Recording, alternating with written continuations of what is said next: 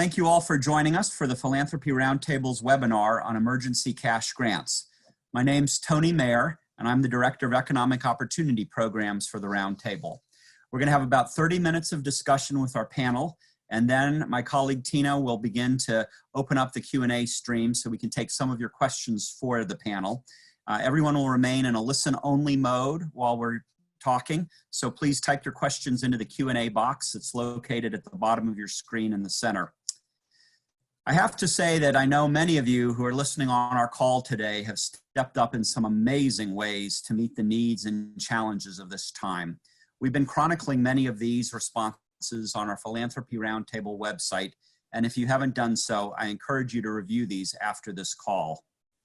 At this current moment, the human needs of this crisis are absolutely overwhelming as people are dealing with the reality of the pandemic combined with the loss of employment and incredible personal challenges. Providing some cash at such a moment to help with immediate expenses like rent, food, and utilities can help people from being homeless and their lives from being further disrupted. Joining me today are three people who have firsthand experience with this issue.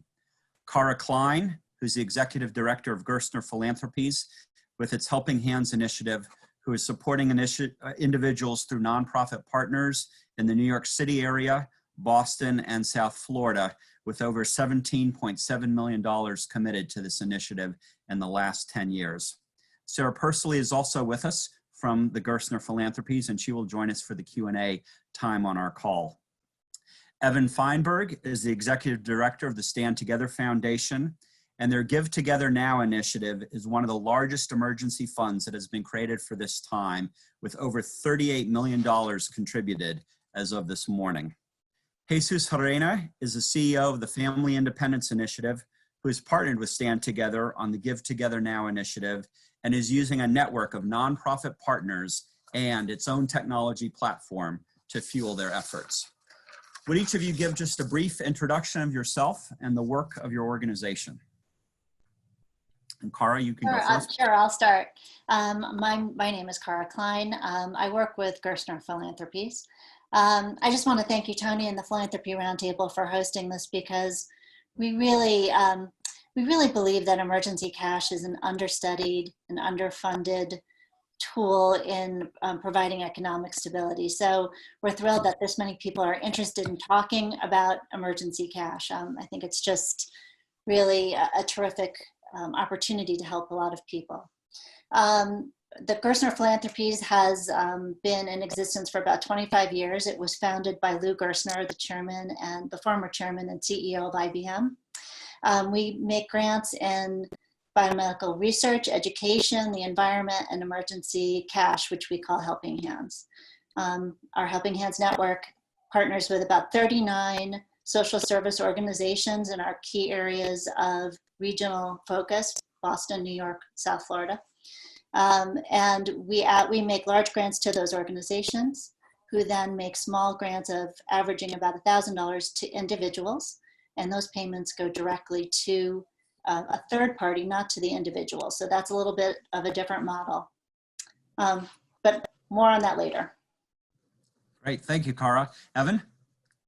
Hey there, everyone. My name is Evan Feinberg. I'm the Executive Director of Stand Together Foundation, and the work that we do is really to build a movement in communities to break the cycle of poverty through bottom-up human empowerment. So with a deep belief in the agency and ability of each and every person to contribute, we're looking for social entrepreneurs that are helping people to tap into those gifts and talents to contribute, to lift themselves up, and in the process, have a better, more prosperous country as well. And so as we're making those investments in social entrepreneurs and helping them to grow, scale, and replicate, we've been working for many years with a group called Family Independence Initiative that's doing some particularly compelling work to provide direct cash assistance to individuals in need alongside social capital. Jesus can tell you a whole lot more. And we saw the opportunity to really a joint venture along with Family Independence Initiative to launch a campaign to encourage folks to give cash as a principled, effective, an efficient mechanism to help as many people as possible in the midst of this crisis, but then importantly, build the capabilities to help them long term. So we're excited to work with Family Independence Initiative as well as 167 other nonprofits around the country that we're currently partnering with to break the cycle of poverty, all as part of a mechanism to inspire the country to think about and tackle poverty differently. Thank you. Great work. Jesus? Sure. And thank you again, Tony, and the Philanthropy Roundtable for inviting us. I echo the sentiments. And Jesus Arena, the CEO of the Family Independence Initiative. We've been around since 2001, and at the core of our work, we trust and invest in low-income families across the country so that they can work both individually and as a community, collectively, to achieve prosperity. And that has been grounded in three core values of the organization, which is first, that we believe choice and putting control in the hands of individuals to drive success and define success for themselves in their own lives. Second is that community component, that our social relationships and the way that people support one another and the value of the social capital that they can bring to one another is really critical in being able to sustain that success in their lives.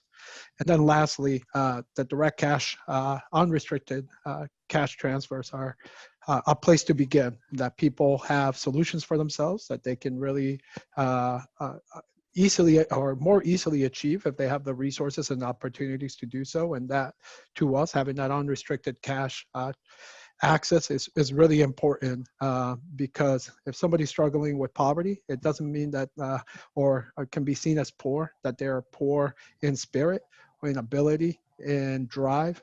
They may not have all the financial means, but they have a lot of other strengths that they can bring to the table, and we want to recognize those strengths and invest in them. No, thank you. And thank you all for the great work and the great leadership in this regard. So as we look at the current situation with many people who are still waiting for their economic impact payment to come through, obviously also know there are some people who probably for whatever reason may be off the system so that they would not get an economic impact payment. What do you think are some of the things that this cash grant of $500 to $1,000 can do for that individual or that family? And Cara, I'll ask you to start on this if you wouldn't mind. Yeah,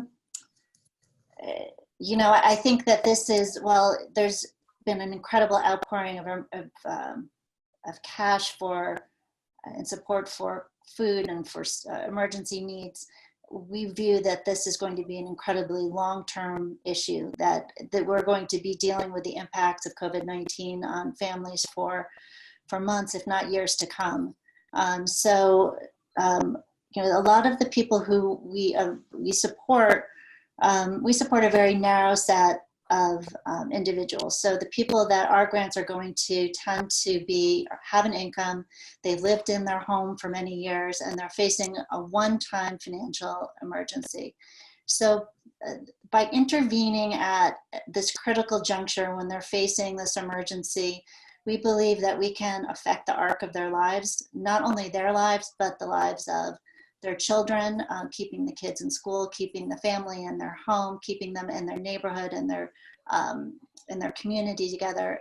I think that you can't understate not only the ability of the families to remain stable and in their home, but also for a building of a community and for building the fabric of people supporting one another. I think it's incredibly important.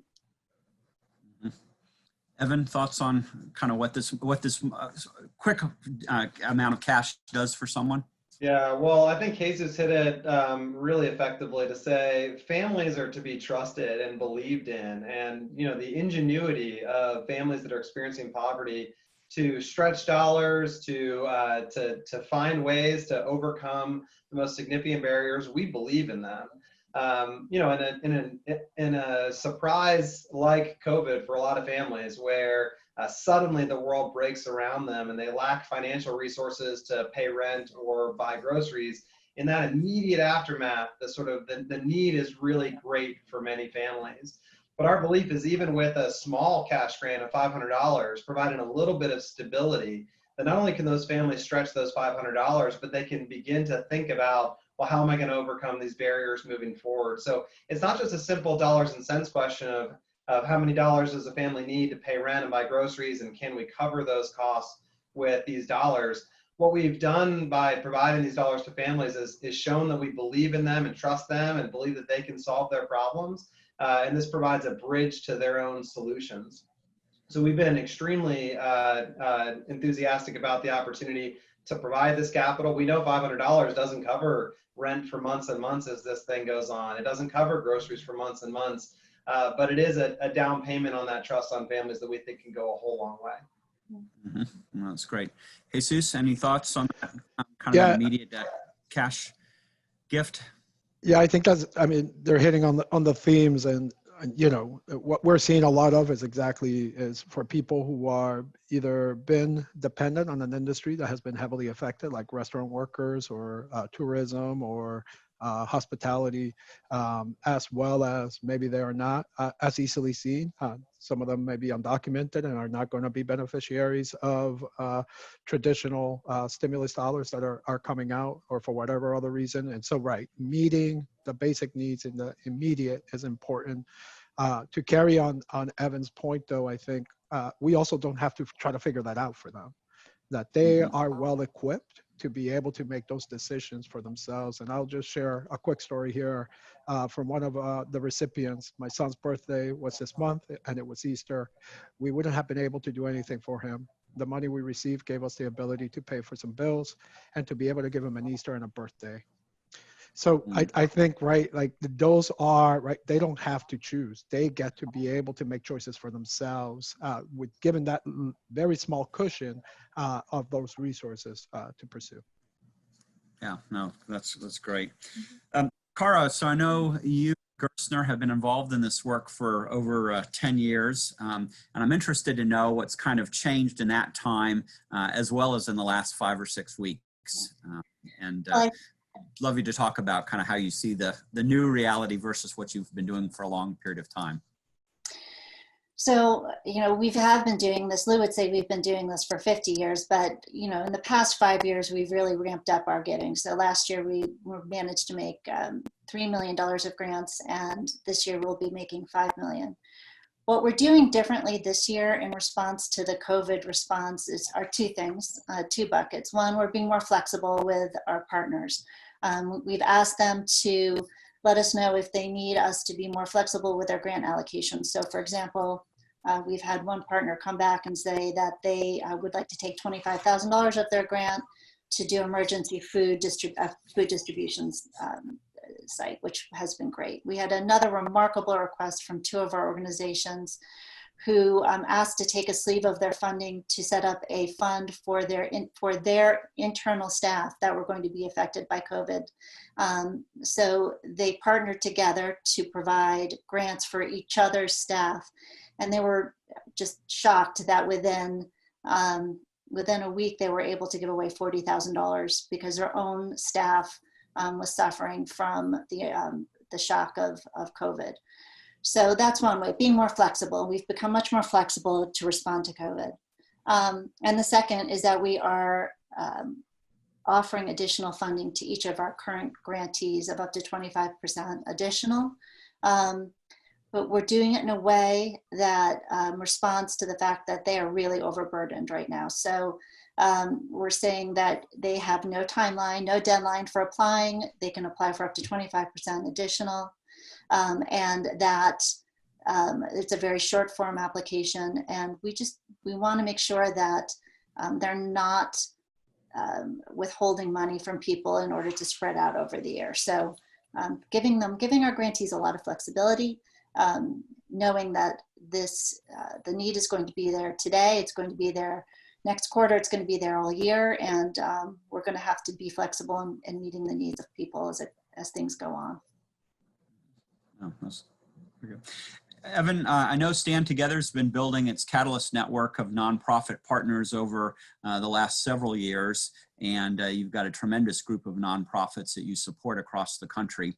I'm interested to know, and I think our audience will be interested to know, kind of why did you feel that the Give Together Now initiative needed to be launched to support individuals directly, rather than just putting more money, let's say, into those nonprofit partners? Yeah, well, we have been supporting those nonprofit partners. So we've built this network of 168 social entrepreneurs that are doing some of the most important work anywhere in America today. And, I'm from Pittsburgh, and so we are big fans of Fred Rogers, Mr. Rogers in Pittsburgh. There's a very famous quote from Mr. Rogers where he said, my mother used to say, when you're watching the news and you see something scary, look for the the helpers helping, and you'll be calm. And we've taken that to heart. We built an entire campaign called Help the Helpers that GoFundMe has labeled as one of their top campaigns during COVID-19, where we matched the first $2.5 million to our Catalyst organizations. We put a cap on individual donations up to $5,000 because we were trying to encourage their regular givers to continue giving during this time. And that campaign, that $2.5 million, we expected it to last months, and we were out of that $2.5 million in less than a week, because there are so many people out there that realize that in the midst of this crisis, the helpers that are helping are really important. But when it came to going really big on this campaign, it was very important to us to have a partner and an approach that really met the sort of market as it is, which is to say, there are so many people out there that are hurting that they weren't sort of hurting before this, or they were figuring things out on their own before this. They don't need sort of professional services from a nonprofit. They needed to be invested in to overcome these problems themselves, which is the entire Family Independence Initiative model. So the ability to very effectively and efficiently in a principled way to get resources into the hands of families was particularly important and compelling to us. And that's why we've been thrilled to raise over $38 million, close to $39 million right now in funds. But it's also not just that cash assistance. It's because we've been making investments in Family Independence Initiative for the last couple of years that we're particularly compelled about the technology product that they have called Up Together, the ability to enroll families into that platform, so that it's not just about the cash, it's also about families self-organizing, setting goals, getting support from one another, learning from one another so that they can overcome these obstacles. So it's a short-term opportunity for sure, but we also think this is part of a long-term way of rethinking the strength and initiative of families across the country. Yeah, yeah. I'll get to the logistics of all this in just a second, but Jesus, I want to ask you a question because I know the Family Independence Initiative has really had a kind of its core a principle that fosters agency and empowerment for all of its families and its members. So I'm interested to sort of understand how in this current situation, giving someone cash which some might see as enabling an individual or family, how that kind of squares with your larger goal. Yeah, that's a great question. So again, coming back to our core, right? Like we've been centered since the very beginnings and the founding of the organization by Mauricio Lynn Miller, as he was challenged at that time to think about the inability for families to benefit from the traditional social services in a way that helps sustain their economic mobility. And so the safety net as it stood then and has continues to stand has mainly been about catching people, but it's not a springboard to be able to support them forward. And actually, if you benefit from a traditional safety net as you are invested in, you get actually less amount of dollars as a result. If you do better, if you start moving up the economic guideline. That's what we know is one traditional way of thinking about this is cliff effects, right? So if I get $1 more an hour as an hourly worker, I'm going to lose, whether it could be in SNAP services or in childcare supports, et cetera. And so instead, what we should be thinking at all times is how are we rewarding those actions and that sort of mobility for people? And it continues to be in the way that, to Evan's point, we structure and think about our future and why we've been building Up Together as a platform to easily help others adopt this kind of thinking and approach. And it's a tool that we know can and are proving can scale across the country. And so long-winded way to come back to cash to say that cash is a representation of recognizing people's ability and rewarding the way that they work and support one another, and investing in them rather than in traditional programs and services first, investing in people first. and in their solutions first.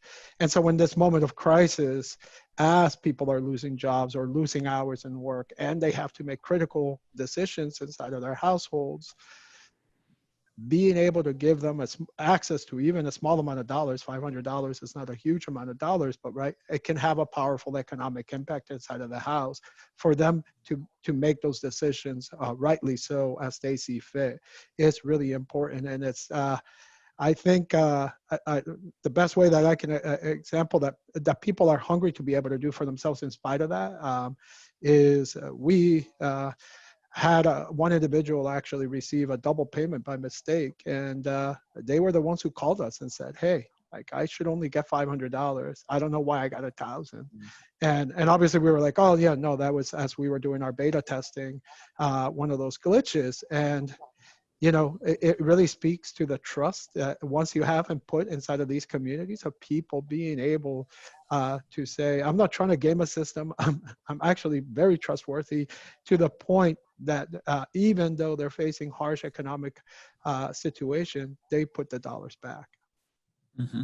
If I could piggyback on that really quickly, Tony, a really cool story. You know, one of the ways we can talk logistics, but the catalyst organizations in our network had been one of the ways we've been able to sort of source families and validate that their need as it relates to COVID.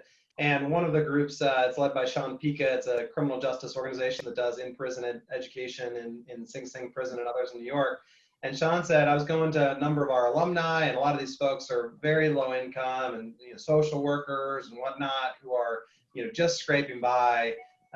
But they still have a job in the midst of this, or they still have even jobs with reduced hours. And a bunch of these guys that I know are experiencing hardship said, no, I would like to suggest so-and-so that I work with who's much more in need than me. And sort of really just demonstrating that folks in community are constantly thinking about putting resources where they're needed and valued the most. And I've just been hit with inspiring story after inspiring story about how we're just all in this together. And that really is the strength of community in the midst of all this. And so as I hear all the negative news that's out there, I go back to that Mr. Rogers quote, but I get this dose of inspiration every single day because I see people overcoming, people helping each other to overcome, and sort of the inspirational stories of the sort of social fabric of America coming together to make sure we weather this storm. Yeah, that's probably a good segue to a question I'd like to open up to all of you, which is obviously you've got this tremendous group of nonprofit partners. How do you identify those? How do you begin to really vet those and determine that the work that they're doing is the work that you want to partner with? Yeah, I'll jump in there because that's give you guys a second to think about it. I'm actually going to ask Sarah to talk about this briefly, if I can, Tony, because she's been incredible in helping us identify and build out that network. Sarah, do you want to just comment on how we find these amazing organizations? Sure. I mean, I think like everything in philanthropy, it's both art and a science. I think it's through relationships and getting to know organizations, who knows so-and-so. But I would say that the relationships and the partners that we do connect with is really core to our model. So it's organizations that either have experience doing this work or have a real commitment to doing it. And I would say that all of them across the board have additional social services. And for us, it's not just the cash.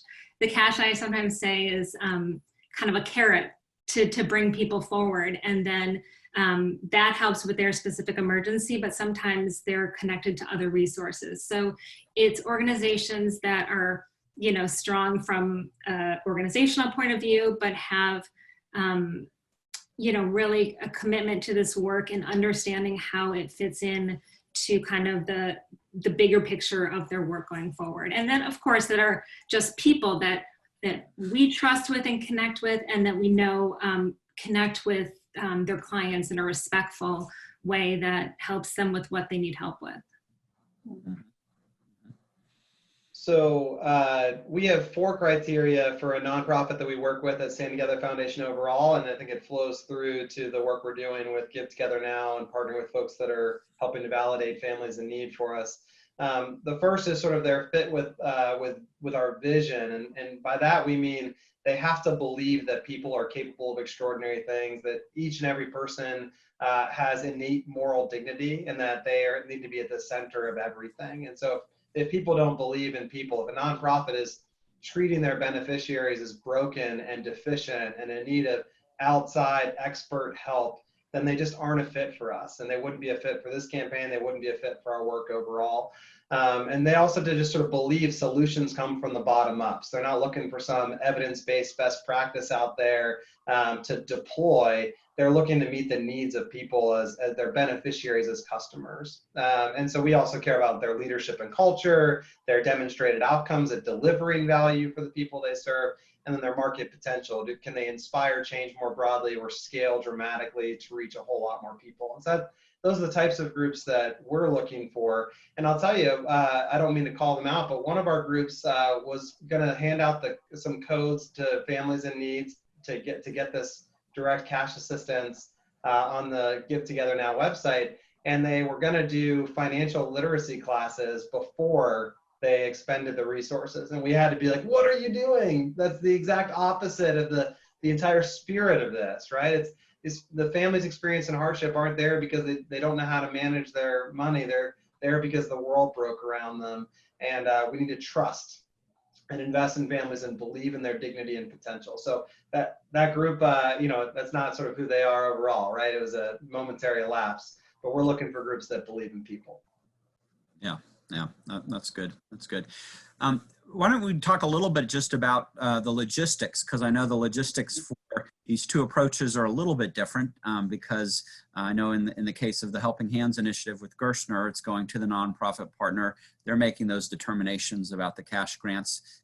Give Together Now has a little bit of a different model, but maybe just talk a little bit about both the identification of potential recipients on the part of the nonprofit partners, and then also how the funds are actually getting distributed to them. All right. So in our model, again, we partner with 39 social service organizations who are in these communities and are actively working within the neighborhoods and the communities and have clients who they know and who they are working with. So for them, this is a very natural extension of what they're already doing. They have lots of tools in the toolbox, and cash gets to be another really super effective tool to help the family regain independence and stability.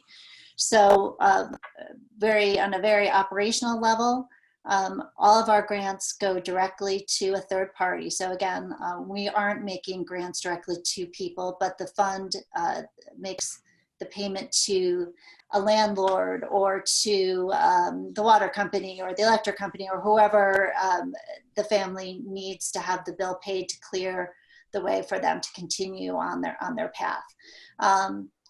We do ask, and one of the nice things about our model, because we get to track this a little bit, we've been able to look over a period of a year, and we ask our grantees to track this for us. And we know that pretty consistently over the past 4 years, we have about just under 90% rate of stability. So a client receives an emergency cash grant. A year later, we get in touch with them and they're still stable. So these grants, even though they're a small amount, probably usually about $1,000, sometimes $2,000, administered at the right time and in the right way, really helps the family maintain the arc of their growth and their stability. So can be really super effective. From our end, a couple of ways, yeah, and we can share as we've been using in partnership with the Stand Together Foundation, their Catalyst Network. There's two ways that it can happen. One is an organization partners with us and comes to an agreed MOU where they are essentially doing the vetting of verifying ID, address, as well as the economic impact felt. And we have a criteria on that givetogethernow.org website that we are following to be able to, for you to qualify for those dollars. If that's the case, then they are given a code where our platform Up Together is mobile friendly. Anybody can go to it, put in that code, and put in their ACH information or their whether it's a savings or a checking account information so that they can receive a direct deposit of $500. Typically, if you do that code, it takes about 24 hours for you to receive the dollars. So it's really it's effective.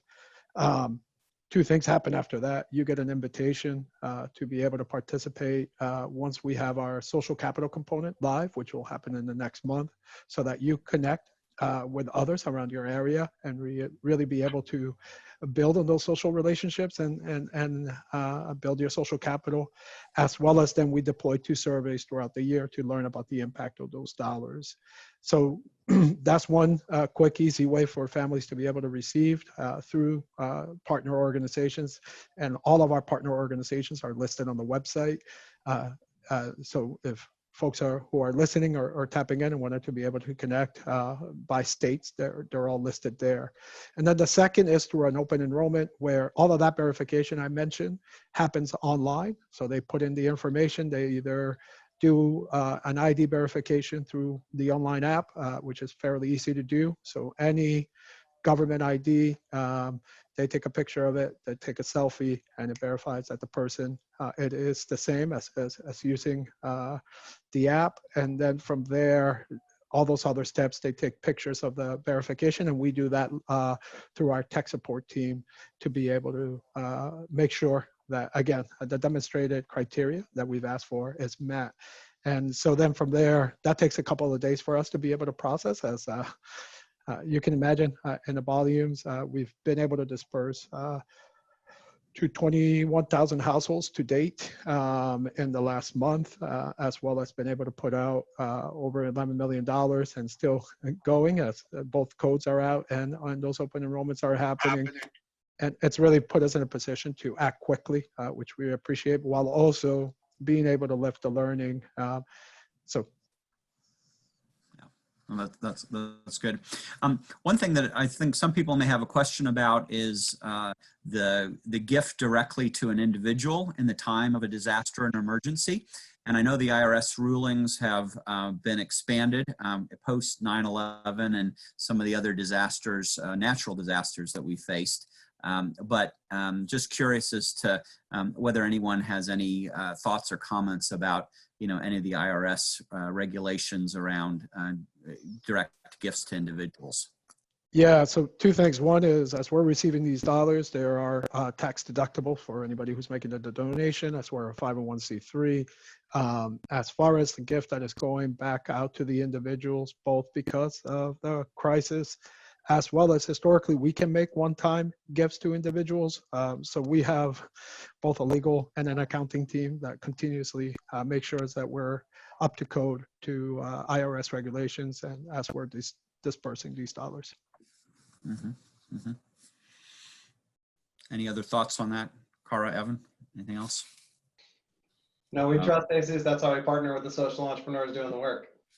Yeah. And I was going to echo that we depend upon our social service organizations to make those grants, and for us, they're going directly to the third party, so we don't really have to deal directly with that issue. Mm-hmm. Okay.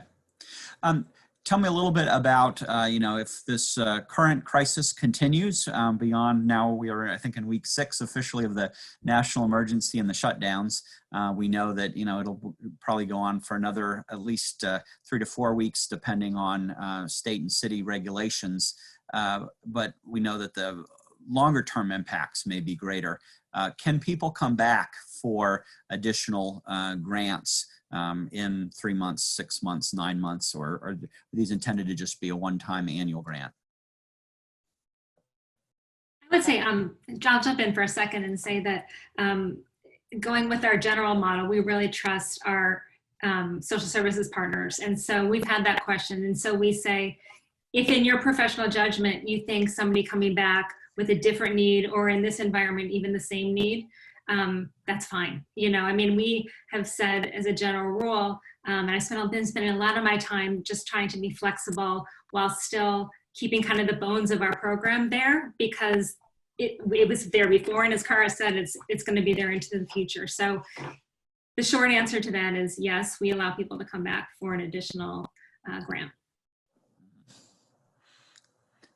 For us right now, we're doing one time, and I say for now, it depends as we continue to grow our fund and we're able to continue to fundraise. And I think, as you can imagine, we're beginning to have those conversations as it could be 3 to 4 weeks, or it could be another 3 months, or it could be another 6 months. And to that point, we really don't know yet, and trying to really get a good understanding of what we're planning for, and then we can easily come back and put dollars back inside of anybody who's already received dollars. For us, will be a question of whether or not we have the resources to be able to do so. And Tony, I'll answer your question in a slightly abstract way. Our country's having a moment right now, a moment that's going to test us quite a bit as to who we are and whether we believe in each other and in people. And a big part of this campaign is not just whether the $500 is enough money to help an individual who's experiencing hardship to overcome those hardships. It's a question for all of us. What are we going to do to help one another and to believe in one another? And so today we're launching a second part of the Give Together Now campaign called Give Kindness, right? Because a lot of the folks that are coming to the Give Together Now campaign want to be helpful and want to do something, but are not capable of providing financial resources, or in this uncertain time are not sure that they can. And so we had one of our philanthropists, Elizabeth Koch, step up and say, I'll match $2.5 million worth of acts of service with a financial contribution to a family experiencing hardship, because she said, what I can do is provide the financial resources, but what so many people can do are acts of relationship and community and service to one another. And so we are very much trying to build a movement in this country that the solutions don't come from the top down. The solutions are not just dollars. The solutions are creating a culture that folks experiencing poverty are not to be sort of pitied and treated as broken, but instead, if we can value the contributions that we can all make to one another, that we can do so much in communities. I liken it to sort of a Tocquevillian view of civil society and the social fabric of America. It's what makes this country great. And so I think the question of whether we'll come back for a second time is an important one, and one that we'll talk about. But actually, I think what's most important is that the work we do right now needs to inspire the entire country to sort of step up right now. And people talk about giving and volunteering. They are not passive forms of hope. They are active forms of hope in our nation's future. Yeah, no, I love that. I love that approach. That's great. We've got a couple questions that have come in, and I think this one is probably relevant to where you left your last comment, Evan. How do you determine how much to give to families? We have a fund and are giving $500 cash grants, but we don't know if that's enough or the right amount. Well, Jesus and I talked quite a bit about the amount, and we've had some philanthropists. So we have the ability through the Give Together Now fund that for philanthropists that are making a significant enough contribution, we've been able to build funds with their own parameters on them. And some have gone as high as $1,000 an individual family, for example. But there's no magic number. The $500 number is really meaningful, and we know that the average family does not have $500 in savings to tap for an emergency, and many families don't have somebody else they can go to for $500 in an emergency, particularly in a situation like this. So I think $500 is really meaningful. Certainly $1,000 might be even more meaningful to a lot of families, but at $500 we felt like we could help as many families as possible with a number that would be really meaningful to each individual and family. So I would encourage others that are thinking about direct cash assistance to folks to do what's right for the folks that they're working with. I just don't think there's a magic number.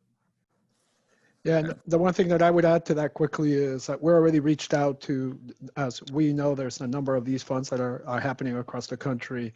And so we know that Give Directly is doing $1,000 per individual, and it's using the SNAP sort of vehicle to be able to get there. And already sort of the knowledge sharing and reaching out to them and saying, hey, we'd love to hear how that impact those dollars had inside of your household, and we're happy to share on our own. And that, I think, for future work, as we begin to hopefully begin to think about direct cash transfers as a really good complement to traditional more programs and services that have existed inside of the US, and having some hard data that can help guide that conversation, as I'm sure you all have been doing as well. Well, Jesus, you must have been anticipating this question. So somebody said hello from San Antonio and asks if you and your team have been thinking about how this emergency one-time direct investment data might be used for the future recovery efforts to recognize those hot spots. Yes, and I'll say hello to Perry from afar.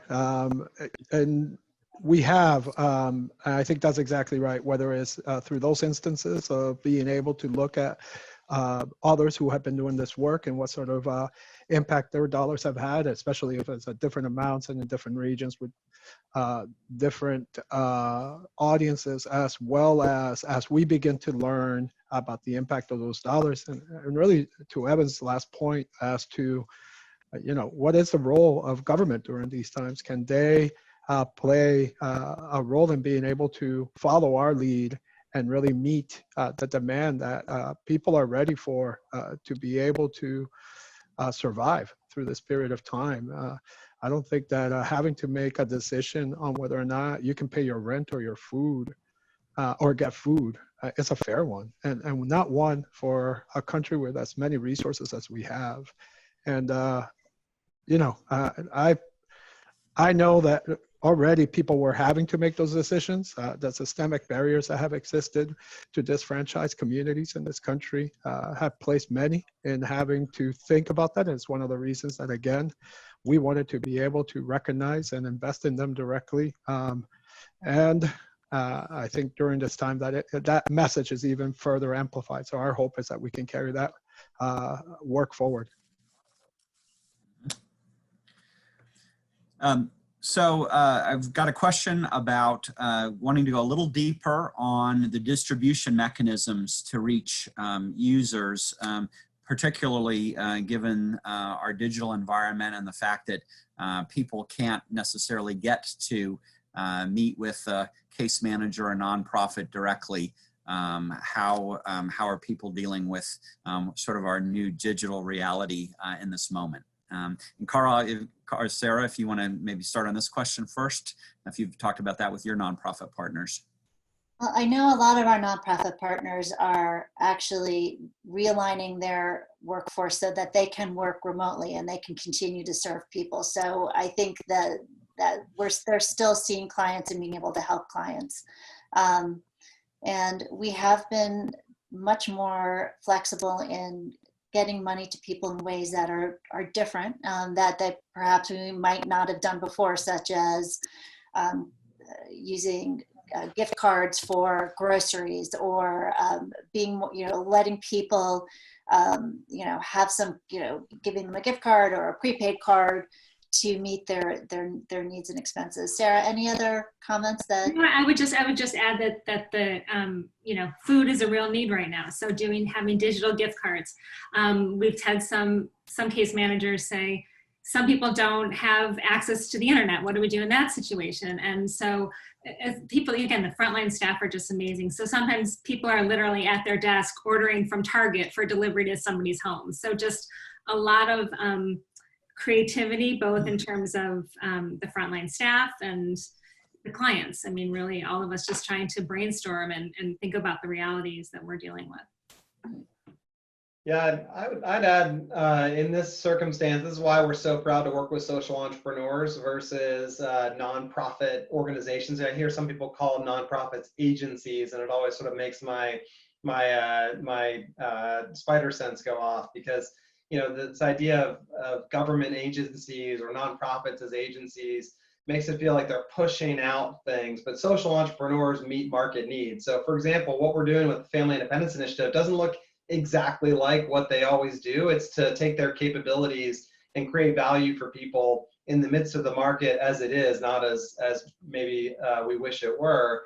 And same thing goes with the 168 other social entrepreneurs we work with all over the country. They're pivoting their efforts as much whatever they can do digitally or and what have you, to be able to meet the needs of their beneficiaries. You know, you take a group like the Phoenix, which is a peer-to-peer physical fitness addiction recovery program. I mean, they work out together. There's a lot of hugging at the Phoenix. That's not happening right now. It's sort of a lot of the magic of working out and hugging it out is just not there. And yet their virtual programming has been just totally inspirational, and they're growing in the midst of COVID-19, not shrinking, because folks are looking for that community and looking to be able to work out. And, you know, they're able to offer, you know, a Peloton-like experience without the Peloton bike. And so right. I see all the social entrepreneurship happening, and it's one of the really encouraging and inspirational things about the crisis to me.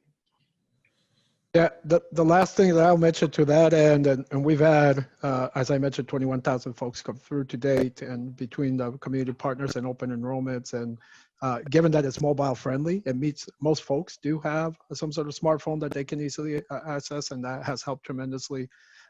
It does at this time demand like that they have some sort of financial account so that we can deposit those dollars. And that hasn't been a huge barrier for folks to be able to get the dollars, but we are also actively working to be able to distribute our own debit cards in the next month, so that if that does come to be a barrier, we can eliminate it, as well as the benefit of both putting dollars back inside of those cards, as well as we get a lot of better data as a result of how those dollars were used that can help inform, again, the impact and the need to continue to build this area of work out. I have one more question from our audience, and I encourage the audience to please submit your questions using the Q&A button in the center of your screen. This question is, with direct assistance, there's often the question of maintaining dignity. Is there perhaps a way to pay it back rather than it being a handout? And obviously in this emergency situation that we're in, is this still a concern, you know, given the need to get the cash out quickly? So maybe I can start, and Jesus, I'm sure you've got lots of thoughts on this, and Cara as well.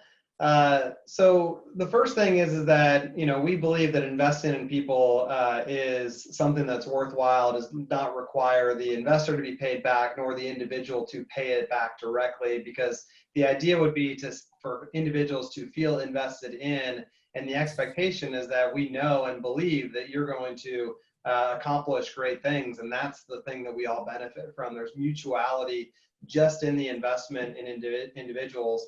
And there's so much assistance that does sort of exert control and dependency, and we want to avoid that for sure, because that is what sort of destroys that mutuality.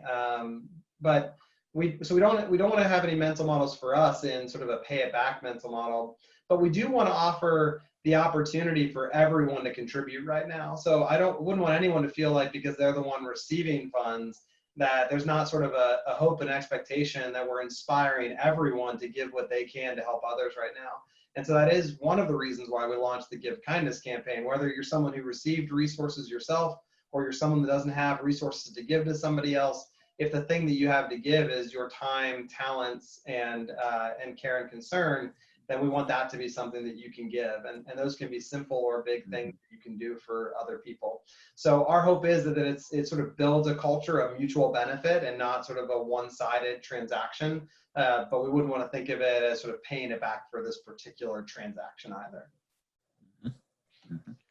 Yeah, I would just echo that, and also, so a couple of things. One, in all of our messaging, we are continuing to promote the core principles of this organization and our work to date, which is really that we understand the value that people bring for themselves and what they can do for themselves, as well as inside of their communities. And so one of the things that actually we do immediately is to say, hey, we know that you're doing things, like share with us, like how is it that you're supporting your neighbors or your family, your friends, and lifting that story. And it's a way for us to continue to recognize that value, and being able to share that out is just as important to us as the impact of the dollars. Because again, those are the relationships that, you know, $500 can help you pay for a birthday party or an Easter, sort of being able to celebrate Easter. But at the end of the day, how you piece that and support yourself through that is through those relationships. And agree. And I think we've seen in some of the programs that we support, some of our organizations structure their grants with a moral, not a legal obligation to come and pay it back. And what is always remarkable to me is that people feel such a deep sense of gratitude for the assistance that, you know, often they'll be sending in $5 checks, but it's very much a moral desire to help others, right? So again, it's like the circle of all of us wanting to help each other, which I always find incredibly gratifying. I just saw Perry's comment on the question as far as don't know if people get handouts. It's how we structure these things, and I think I just want to underline that. I think that we talk about that all the times, that we have to change the narrative when it comes to the way that we support everyone across the economic scale. And that's right. If I get a tax benefit, it's an investment in my initiative because I'm on the top tier of the economic scale. Well, when we were struggling in poverty, I remember going to school and being like, oh, you're on welfare, like you're needy, like, and all the negative stereotypes that were attached to that. And yeah, it's an investment one way or the other. And what my mom was able to do then and what I'm able to do now with those investments and for my family are not different. It's just in where I lie on that economic scale. So I've got two more questions for you all, and then you all may want to make a final comment. I think some people will have an interest in whether there is any attempt to try to determine any kind of impact or outcome around these funds, and kind of what the maybe what the more tangible kind of hard data might show or support. And Cara, I know you've touched on the stability issue already. Yeah, I mean, I don't want to bury the lead, because I do think that the biggest benefit of these grants is the humanistic piece, and it's for, you can't measure that, right? That's a part that you can't measure. But we're a foundation and we do like data, so we collect data on the stability piece, and what I think the data is remarkable on is showing that that so many of these families have been stable for many years. They and just this one time, because our families are not earning as much as it needs to meet basic needs, and most people don't have $400 for an emergency, and so we see that these cash grants can be not only a vote and confidence of people's ability, but also help them bridge that gap and remain stable in the face of an emergency. So, you know, I quoted the 90%, just under 90% number, still stable after a year. And I would just add to that, in addition, as Cara said, we ask questions about, you know, look for trends in the data when we ask them to track the types of needs that come up that tell a bigger story. So in regular times, something like 70% of our grants go towards rent. So there's a story there that, you know, rents are too high and people don't make enough, or we're starting to track the triggering emergency. And even before COVID, I would say that the majority was somebody in the family has a medical emergency, they don't get paid for time off, or whatever the story is. But there are stories just in the types of cases that we have numerically. And then I would say perhaps even the most powerful data that we get are the qualitative case studies. As part of our reporting, perhaps even, again, from my perspective, are just the stories of what people are capable of handling, and hopefully the impact of just this one-time intervention can have over the long term. So those, to me, are the most powerful pieces of data. And the one thing that I'll add is, so we have historical data over 2 years in our traditional way that we've engaged families prior to this response. And what we see is we've been able to give them access to $3,200 per household at that time. And what we've learned is that they, on average, increase their income by 21%. And this is not taking into account the dollars that we put in their hands, as well as increase their liquid assets from $600 to $2,400. And then there's a macroeconomic impact to the region that they're in of over $15,000 based on that $3,200 that we put in. It actually is accounting for as they are quantifying the value of the social interactions and the way that they're exchanging that social capital with one another. So over and over again, and there's over 100 studies that have been done that prove that direct unrestricted cash transfers have a powerful impact inside of these communities once we are able to recognize them for their power.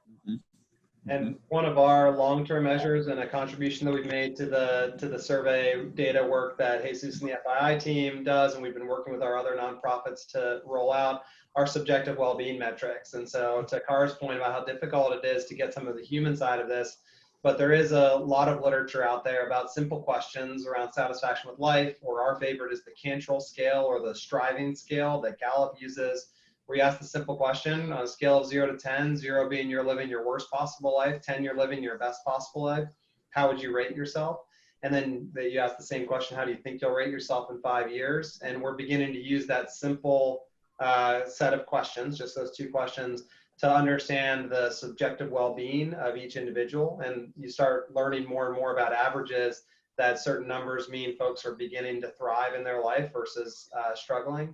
And we're particularly interested in tracking the long-term outcomes, both with Family Independence Initiative and other partners, because I think that when you look at traditional top-down macro measures, 3rd grade literacy scores, high school graduation rates, whether people end up back in prison, job outcomes, you only get a picture of people's well-being. And our real vision is to help people to live their best lives. And so we're looking forward to measuring that over time. Oh, that's great. Well, we've got just a minute maybe for one last question, which is inspiring others to follow in your footsteps. If you had just a couple things to share with someone who was considering starting this type of an effort, if they didn't join with your effort or an existing effort, what would you recommend to them? What would you say to them? Well, I do think folks should just partner with us first. We've got the ability to be flexible and create even unique versions of the fund. Jesus is rolling his eyes because his team is the one that has to do the work. But we've been really flexible in helping folks to set this up, given the capability to be able to provide those cash transfers. We've been working with Stripe as a technology partner. Stripe's been fantastic as a partner of this campaign to making sure that the systems that Jesus and team have are up to the job, in addition to the phenomenal team at FII. And so we're able to work with lots of folks. But if others did want to just follow in our footsteps, I'd say in addition to the mechanics of it, it's the philosophy of it. If you go in with the mindset of, hey, we're providing just relief, people need just money, and that's the only philosophy behind this, I'd say don't even start. But if your principle is we're going to provide direct cash transfers because we want to demonstrate investment in people because they're capable of extraordinary things, well, then not only can these resources be the start, but it can be the beginning of a paradigm shift for our country. So I would hope that everyone that's going down this route just uses it as a galvanizing point to inspire a frame shift in society. And I think I would love just to encourage anybody who's thinking about doing this kind of work in any manner to get involved, write a check, join Evan and Jesus in their work, partner with somebody local in your community to set up an emergency cash fund.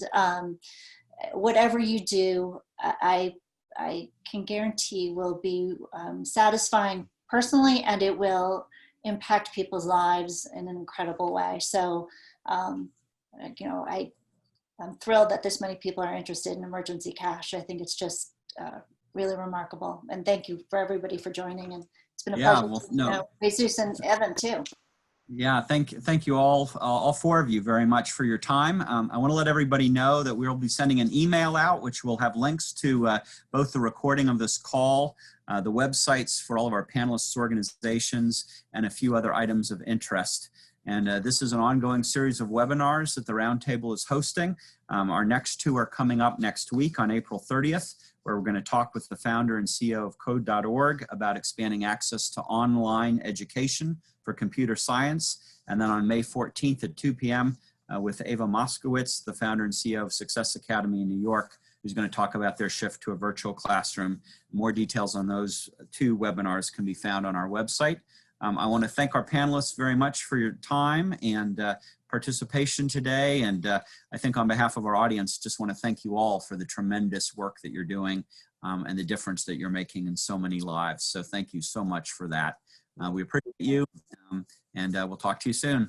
Have a good afternoon. Bye-bye. Great. Thank you.